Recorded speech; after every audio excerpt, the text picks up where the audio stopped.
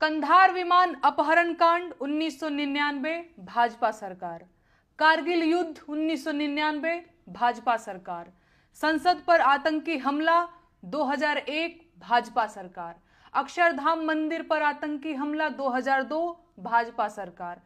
नमस्कार दोस्तों, जैसे कि आप जानते हैं कि नेहा सिंह राठौर हमेशा विवादित बात हो या विवादित गाना हो, इसमें उलझे रहते हैं, सुर्खियों में बने रहते हैं और अपने दर्शकों को हमेशा वैसे बात उठाते हैं जहां पे उस बात का वैल्यू होता है, यानी गरीबी से लेकर रोजगार से लेकर ऐसे ऐसे वो टिप्पणियां करती हैं जो कि जनहित में अच्छा होता है। तो ये जनता का जो बात उठाते हैं वो काफ़ी लोगों को चुभ जाता है, लेकिन इस बार जो ये बात उठाए हैं वो हम आपको सुनाएंगे और गाना भी सुनाएंगे कि वो कैसे गाना सुनाएंगे। लेकिन उससे पहले दोस्तों, आप हमारे YouTube चैनल को सब्सक्राइब कर ले, प्यारा सा बेल बटन दबा दे ताकि हम नेहा सिंह का ऐसे गाना और भाषण सुनाते रहें। तो चलिए वीडियो को शुरू करते हैं।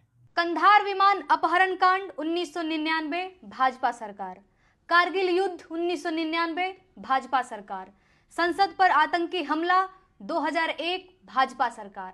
अक्षरधाम मंदिर पर आतंकी हमला 2002 भाजपा सरकार।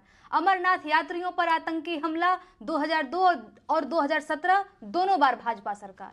गोधरा कांड 2002 भाजपा सरकार। पठानकोट आतंकी हमला 2016 भाजपा सरकार। उरी आतंकी हमला 2016 भाजपा सरकार। पुलवामा आतंकी हमला 2019 भाजपा सरकार। पहलगाम आतंकी हमला 2025 भाजपा सरकार। देश में अब तक के सारे बड़े आतंकी हमले भाजपा की सरकार में हुए हैं और भाजपा की सरकार आते ही देश और देशवासी सभी खतरे में आ जाते हैं। बिहार चुनाव करीब है और देश में जैसे ही चुनाव करीब आते हैं कहीं ना कहीं आतंकी हमला हो ही जाता है और युद्ध के बादल घिर जाते हैं। पहलगाम हमले के बाद से ही सरकारी कवियों ने पाकिस्तान के खिलाफ मोर्चा खोल दिया है और वीर रस की कविताएं पढ़ना शुरू कर चुके हैं।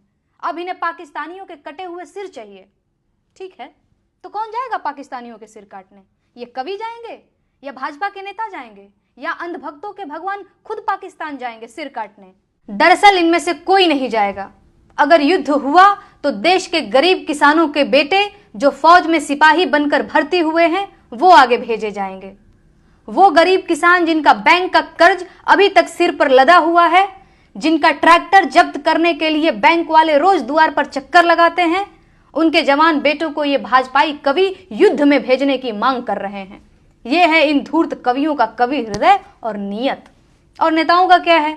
चुनाव जीतने के लिए युद्ध की घोषणा करनी पड़ी तो ये वो भी कर देंगे। इनके अपने बेटे तो फौज में है नहीं, इनके अपने बेटे तो विधायक, सांसद और बीसीसीआई का सचिव बनने के लिए हैं, लेकिन लड़ाइयों में झोंकने और गोली खाने के लिए तो किसानों के बच्चे हैं, ताकि देश में राष्ट्रवाद का बयार चले और इन्हें वोट मिले। संसाधन देश के खर्च होंगे, बेटे किसानों के मारे जाएंगे। ये है युद्ध की असलियत और इसीलिए इन नेताओं और उनके चापलूसों को युद्ध की जल्दी है। जब भी चुनाव करीब होते हैं और सरकारों की हालत खराब होती है तो पड़ोसी देशों से युद्ध और तकरार को चुनाव जीतने के लिए हुक्म के इक्के की तरह उपयोग किया जाता है। इसीलिए भाजपा के नेता और उनके चापलूस पूरी ताकत लगा रहे हैं कि किसी भी तरह से पाकिस्तान के साथ युद्ध शुरू हो जाए। लेकिन कोई माई का लाल ये नहीं पूछ रहा है कि कश्मीर जैसी संवेदनशील जगह पर 2000 पर्यटकों की सुरक्षा के लिए एक भी सुरक्षा कर्मी मौजूद क्यों नहीं था? हमला आतंकियों ने किया है तो आतंकियों को चुन चुन कर मारिए, लेकिन आतंकियों को मारने की बजाय पाकिस्तान से युद्ध ठान लेना देश के हजारों सैनिकों की जान जोखिम में डालना है। जिस क्रूर आतंकी हमले को वजह बताकर पाकिस्तान से युद्ध करने की बात की जा रही है, उस आतंकी हमले में किसी भाजपा के मंत्री ने अपनी चूक क्यों नहीं मानी? देश के गृह मंत्री ने अपना इस्तीफा क्यों नहीं लिखा? और प्रधानमंत्री को हमले के तुरंत बाद आतंकियों को धमकाने के लिए बिहार में रैली करने की क्या जरूरत पड़ गई? ये सवाल मीडिया कभी नहीं पूछेगा और सरकार इन्हीं सवालों से मुंह छुपा रही है।